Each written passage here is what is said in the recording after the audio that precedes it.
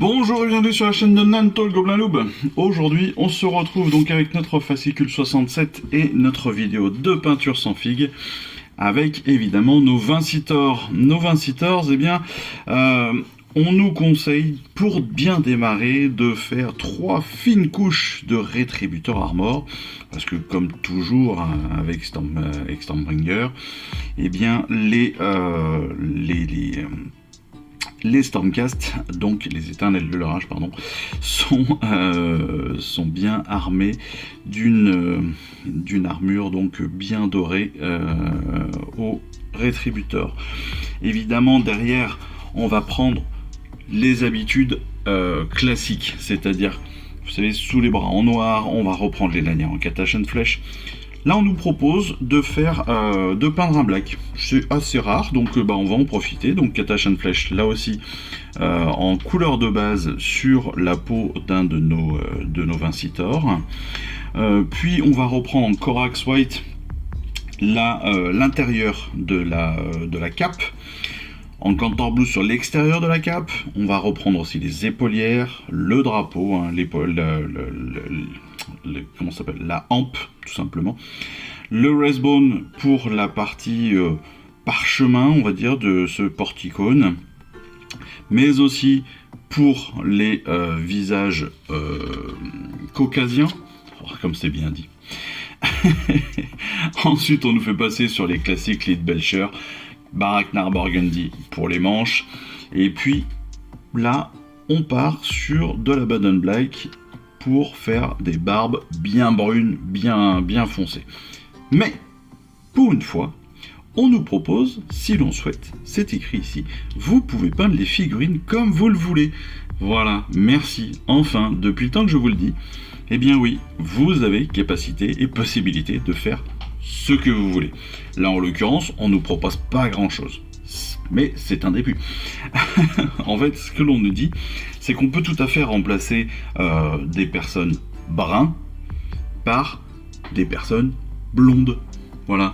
On peut avoir des cheveux noirs, mais on peut aussi avoir des cheveux jaunes. Hein, on peut aussi avoir des cheveux blancs. On peut avoir des cheveux gris. On peut avoir des cheveux rouges si ça nous amuse. Un peu comme sur les hampes et sur les plumets qu'on a sur nos casques. Voilà, on peut vraiment tout tenter. Et c'est ce que je vous dis depuis le départ. On a un schéma de couleur qui est défini parce que c'est un cours, clairement un très long cours de 80 numéros, mais c'est un cours de peinture. Aujourd'hui, on a aussi maintenant la capacité de faire un petit peu ce que l'on veut, parce que on a maintenant quand même de la technique, on a de l'habitude de peindre, on a aussi cette comment dirais-je, on a tout simplement cette envie peut-être de changer du schéma de couleur classique. Eh bien, c'est ce qui fait qu'on a la possibilité de le faire. Et enfin, on nous le dit noir sur blanc, et je ne suis plus le seul à vous le dire, vous pouvez changer les couleurs si vous le souhaitez. C'est magique, non? On va continuer évidemment sur le Mephiston Red pour les plumets, justement, et puis le Corax White pour tous les symboles qu'on va retrouver sur notre bannière et puis sur nos épaulières. Évidemment, ces couches de base faites, on va passer aux ombrages. Pour les ombrages, très classique, on part sur les Null Oil, Agrax, Reikland, ça, tout va bien. On repart aussi, bien sûr, sur le Skeleton Horde pour ombrer les parties parchemin que l'on a sur notre bannière. Mais pas seulement, on va aussi reprendre du Cantor Blue. Alors on l'a déjà pris, on l'a déjà fait, mais pourquoi est-ce qu'on va le reprendre? Eh bien tout simplement pour améliorer la texture, pour améliorer les finitions de notre peinture. Et en fait, c'est ce qu'ils appellent les reprises. Les reprises, c'est vraiment ça. C'est faire en sorte que notre peinture soit la plus douce possible, avec des fines couches, toujours.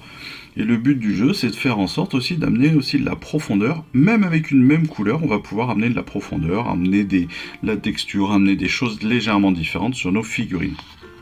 Pareil, le Mephiston Red, on va reprendre encore une fois la rampe pour qu'elle soit, une fois qu'elle a été ombrée avec la Grax, on va revenir sur les arêtes pour justement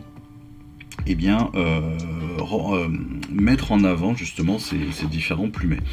On va faire pareil avec les réaux. Le réau, encore une fois, c'est pareil. On a fait l'ombrage qui va les mettre dans les creux. Là, sur les réaux, c'est évidemment l'extérieur, principalement. Donc, le Slaanesh Grey, on va le brosser à sec sur la hampe pour aller mettre en avant donc toute la partie cuirée, toute la partie tissage de nos manches.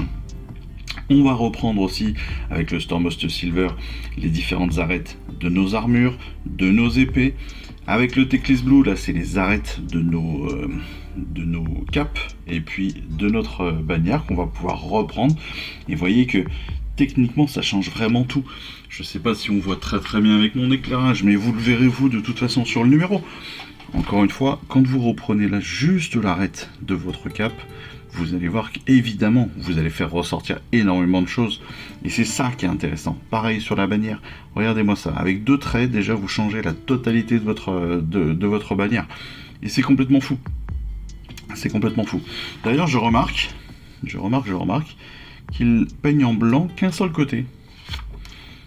Ils ne peignent pas le contour blanc ici. Ils ont fait que Sigmar de ce côté et pas de l'autre. J'avoue que personnellement, je fais les 2 côtés, c'est vrai. C'est assez étonnant qu'ils ne le fassent pas. Et c'est pas bête, en même temps, c'est pas mal. C'est pas mal, c'est joli. Pareil, vous voyez, sur le White Scare, on va passer sur le White Scare, pardon, on va reprendre toutes les arêtes donc de Sigmar. On va potentiellement, on peut faire un semblant de brossage à sec sur Sigmar pour qu'il ressorte bien sur la bannière. Mais là aussi, on va pas repasser sur le parchemin juste en bordure d'écriture pour pouvoir justement faire ressortir les runes de ce parchemin. Pareil pour les visages, on va revenir sur toutes les arêtes du visage, les sourcils, le front, les différentes rides du front, les différentes arêtes de la tête. Et c'est ce qui fait que derrière, on a clairement un personnage qui ressort énormément. Regardez, je reviens sur cette image-là, mais on voit très très bien là l'intérêt du Stormhost Silver sur les paulières. Vous voyez, l'arête qui a été formée, et puis après on revient sur les traits justement du lion, juste sur les bordures comme ça de traits. Et ça nous permet d'avoir un personnage qui ressort exceptionnellement bien. Et puis en plus, qui ressort plus naturel parce que les éclairages sont paraissent plus naturels, et puis tout bêtement ça peut aussi faire penser un peu à de l'usure classique. Enfin voilà, c'est aussi ça l'intérêt des réaux et du travail que l'on nous fait faire à ce moment là. On finit bien évidemment par cette galerie, la galerie classique de présentation, et on voit bien là aussi tous les détails de ces réaux et les différents personnages qu'on peut avoir, avec aussi, mine de rien, vous voyez, c'est bien parce que ça change aussi.